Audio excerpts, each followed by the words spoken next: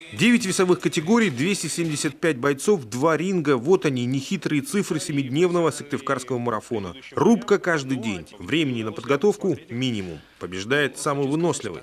Для региональной федерации юниорское первенство по боксу – та еще проверка на прочность. Так масштабно наши готовились аж 6 лет назад. Но память не подвела. По оценкам за организацию мы снова в плюсах. Хочу выразить слова благодарности Федерации бокса города Сыктывкара, попечительскому совету, тренерам города Сыктывкара, судьям, которые действительно принимали активное участие в подготовке и в помощи вот этого первенства России, который прошел у нас по юниорам. Я очень большое вам спасибо, ребята, всем я вам говорю от души. И я думаю, что эти ребята и дальше будут помогать и вести бокс в Сыктывкаре.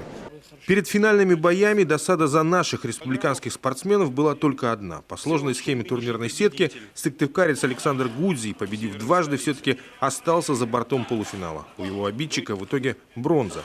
Остальные ребята из Коми выбыли на ранних стадиях, но получили серьезный опыт. Мы теперь станем другими, говорят наши тренеры. Мы получили массу информации, мы получили информацию, которую должны проанализировать с точки зрения боксеров, методики их работы, подготовки спортсменов, отношения к тренировкам самих спортсменов, организации, которые должны этому способствовать, спортивным школам не только города Сыктывкара, но и всей республики, в том числе и Министерство спорта Республики Коми. Из этой информации, я думаю, мы почерпнем и получим аналитику и проблемные моменты, над которыми нужно будет работать. В таком объеме мы не могли получить информацию, если бы первенство проводилось в другом городе нашей страны.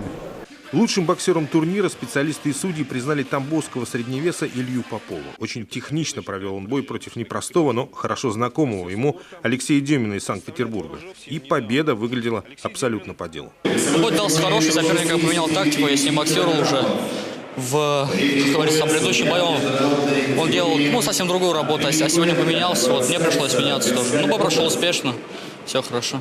И в полуфинале, и в финале не обошлось без спорных судейских решений, по крайней мере со стороны зрителей. У профи же сомнений не возникло. Ни в итоговых баллах боксеров и распределении мест на пьедестале, ни в мажорных оценках работы организаторов турнира. И то, и другое сегодня уже аксиома. Максим Васильев, Олег Жуковский, телеканал Юрган, Сыктывкар.